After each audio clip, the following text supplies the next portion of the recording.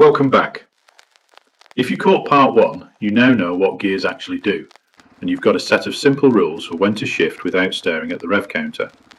If you haven't watched part 1 yet, go back and watch it first. It'll make everything in this video land a lot better. For those of you who are up to speed, here's where we're going today. We're going to talk about something that most beginner riding guides completely ignore: how to use your ears to read the engine. Because here's what nobody tells you: your ears are more reliable than your eyes for gear selection. And once you've trained yourself to listen, the whole thing becomes almost automatic. Then we're going to put that into practice with 2 real drills, one for upshifts, one for downshifts. Simple, repeatable, and designed for a quiet road, not a racetrack. By the end of this video, you won't just understand gears, you'll have actually practiced them in a way that sticks. Let's get into it.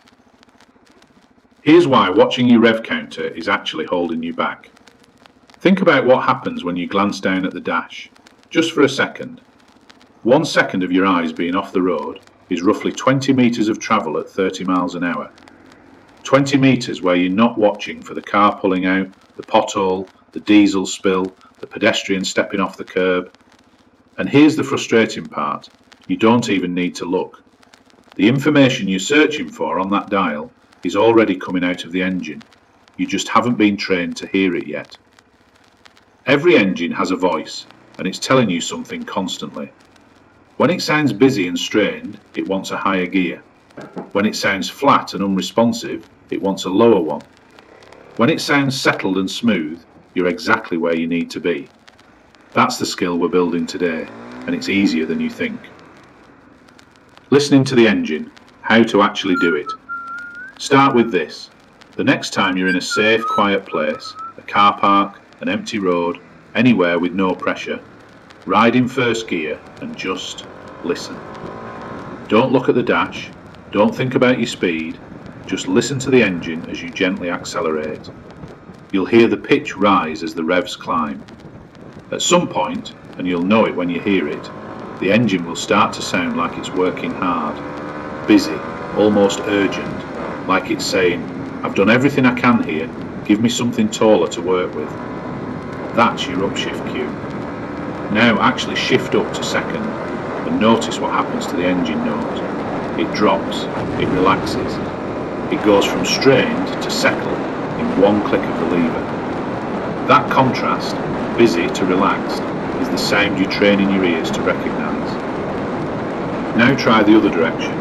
Ride in third gear and gently roll off the throttle so you're slowing down. Listen as the revs fall. If you drop below about 20 miles an hour in third, the engine will start to sound flat, unresponsive, maybe a little rough. It's not unhappy exactly, it's just not in its element. That's your downshift cue. Drop to second and listen again. The engine sounds more alert, more willing. That's the sweet spot you're looking for. Here's the bit that surprises every new rider when they first do this. When you stop looking at the dash and start listening to the engine instead, everything slows down. Not literally, but mentally. Because your eyes are back on the road where they belong. Your brain isn't splitting its attention between the dash and the traffic. And suddenly riding feels less like juggling and more like riding. That mental headspace, that feeling of having capacity to spare, is what experienced riders have that beginners don't. And a huge part of it comes from not being glued to the instruments. Here's a challenge. On your next ride, pick a stretch of road you know well and don't look at the rev counter once. Just listen. Shift when the engine tells you to. See what happens. You'll probably get it right about 90% of the time, and that 90% is all you need. Perfect gear selection doesn't actually exist.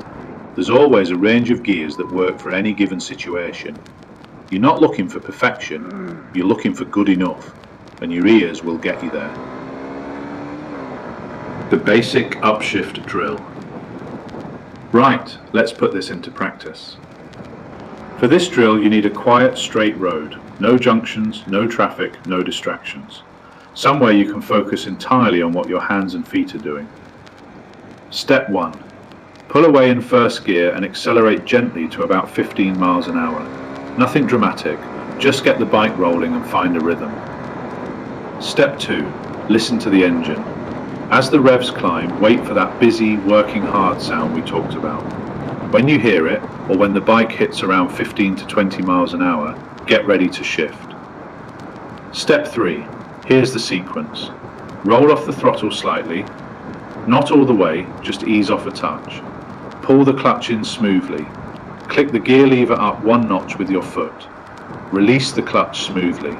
Roll the throttle back on. That's one upshift. The key word in all of that is smoothly. If you snap the throttle shut, yank the clutch in, bang the lever and dump the clutch, the bike will lurch and feel horrible. If you do each step gently and progressively, the shift will be almost seamless. You almost won't feel it. Step 4. Repeat through the gears. Accelerate in second to about 25 or 30 miles an hour, then shift to third. Then third to fourth at 35 to 40. Work your way up through the gears until you run out of road or run out of gears, whichever comes first. Then turn around, come back, do it again.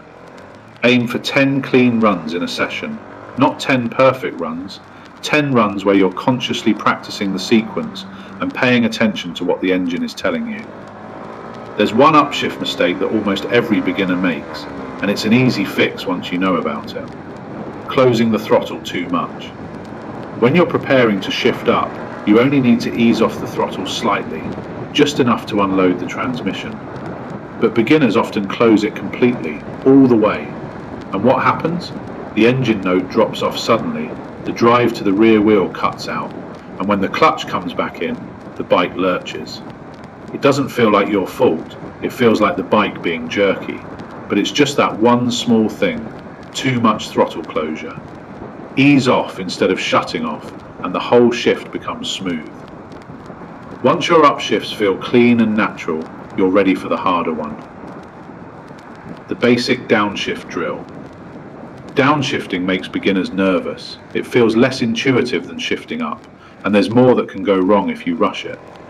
But it's a critical skill, because every time you slow down for a corner, a junction, a roundabout, or anything unexpected, you need to be getting your gears down to match your speed.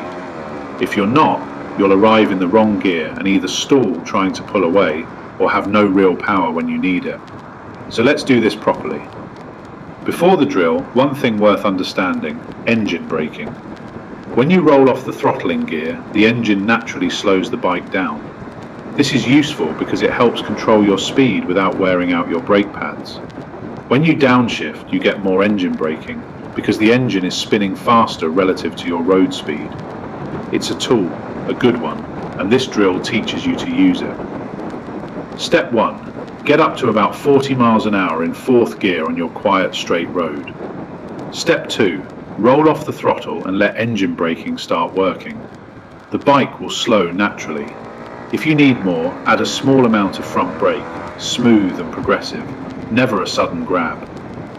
Step 3. As you slow to around 30 miles an hour, pull the clutch in, click the lever down one notch to third, and release the clutch smoothly.